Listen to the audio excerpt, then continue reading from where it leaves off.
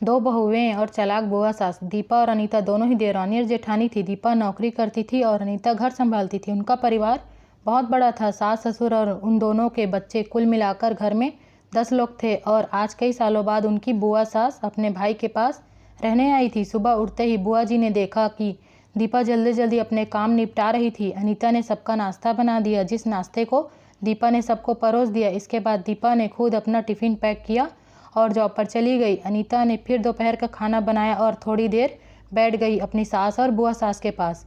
बुआ सास से रहा नहीं गया और अनीता से बोली कि छोटी बहू, तेरी जेठानी दीपा तुझ पर बड़ा हुक्म चलाती है। सुबह से देख रही हूँ रसोई घर में तू ही लगी हुई है और वो महारानी दिखावा करने के लिए सबको नाश्ता परोस रही थी जैसे उसी ने बनाया हो। ये सुनते ही अनीता ने अपनी बुआ सास की तरफ देखा और बड़ी प्यार से कहा, नहीं ऐसी कोई बात नहीं है बुआ जी, दीपा बहुत ही अच्छी है। बुआ बोली, तू बहुत भोली है अनीता, पर मैं सब समझती हूँ।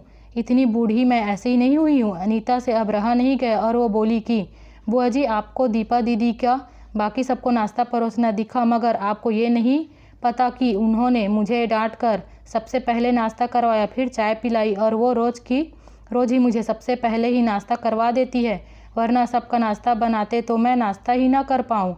वो मेरा कितना ख्याल रखती है। दीदी सुबह जल्दी उठकर मंदिर की साफ़ सफाई करके फूल सजा कर रखती है और वो मुझे खुद से 1 घंटा लेट उठने को कहती है, क्योंकि मुझे उठते ही नहाकर सीधा रसोई में ही जाना पड़ता है। शाम को ऑफिस से आते वक्त दीदी बाज़ार से सब्जियां भी लेकर आती है, क्योंकि हमारे हस्बैंड रात को लेट हो जाते हैं। और दीपा दीदी ने सासू माँ को बाज़ार जाने के लिए मना किया है, क्योंकि माँ जी अब 60 से ऊपर की हो चुकी हैं।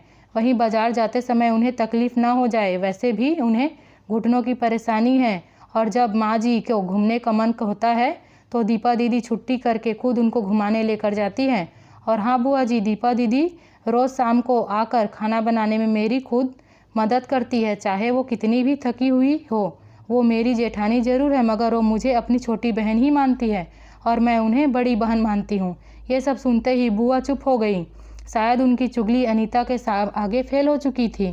शाम को दीपा सब्जी की थैली अनीता को पकड़ाते हुए बोली कि अनीता, सब्जियों के साथ वाले थैले में तुम्हारी फेवरेट लेखक की किताब भी लाई हूँ। ये सुनकर अनीता खुश हो गई और थैंक्स दीदी बोली। अनीता सब्जी की थैली किचन में रखी और किताब रखने अपने कमरे में चली गई। तभी बुआ जी ने दीपा को आवाज़ दी, बड़ी बहू ज़रा यहाँ आना। दीपा बोली, जी बुआ जी। तभी बुआ बोली कि तुम इतनी मेहनत करके कमाती हो और ऐसे ही फालतू किताबें खरीद कर पैसों की बर्बादी कर रही हो, वो भी अपनी देवरानी के लिए। वो तो वैसे भी घर में करती ही क्या है, तुम दिन भर मेहनत करती हो और वो घर पर आराम करती है। इस बात पर दीपा मुस्कुराई और बोली, क्या बुआ जी आराम? और अनीता, उसे तो कह कहकर आराम करवाना पड़ता है। सुबह से बेचारी लगी ही रहती है किचन में, सबकी अलग अलग पसंद और मेरे और उसके मिलाकर 4 बच्चों का टिफ़िन सब वो ही करती है। फिर भी उसके चेहरे पर हमेशा एक सुंदर सी मुस्कान ही रहती है। सुबह की चाय पीने का भी समय नहीं रहता उसे, और जब दोपहर बच्चे आते हैं फिर उनका खाना, उनकी पढ़ाई सब वही देखती है। वो है, इसलिए मुझे बच्चों की चिंता भी नहीं रहती और मैं अपना पूरा ध्यान ऑफिस में लगा पाती हूँ। कुछ दिनों पहले ही प्रमोशन मिला है। मम्मी पापा की दवाई कब ख़त्म हुई और कब लाना है, ये सब वही ध्यान रखती है। घर पर भी कभी कौन सा रिश्तेदार आता है, उनकी सेवा भी वही करती है। और बुआ जी, घर पर रहकर घर को और बच्चों को संभालना कोई छोटी बात नहीं है। मेहमानों की भी आवभगत अनीता बिना किसी शिकायत के करती है। उसे तो बस पढ़ने का ही शौक़ है। फिर क्या मैं अपनी छोटी बहन की छोटी सी इच्छा भी पूरी नहीं करूँगी? अगर उसकी इच्छा मैं पूरी नहीं करूँगी तो कौन करेगा?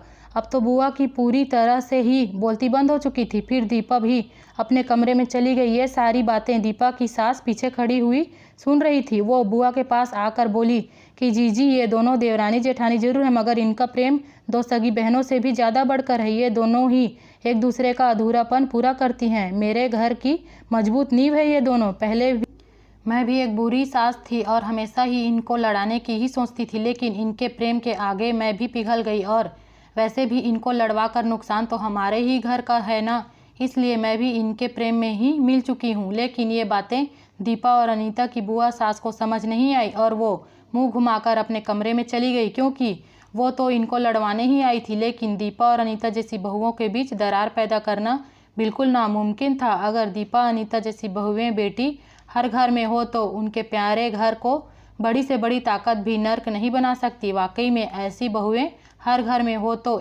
हर एक घर स्वर्ग बन सकता है। वीडियो को लाइक कर दीजिए, चैनल पे नए हैं तो कृपया सब्सक्राइब कर दीजिए। वीडियो को अंत तक देखने के लिए आपका धन्यवाद।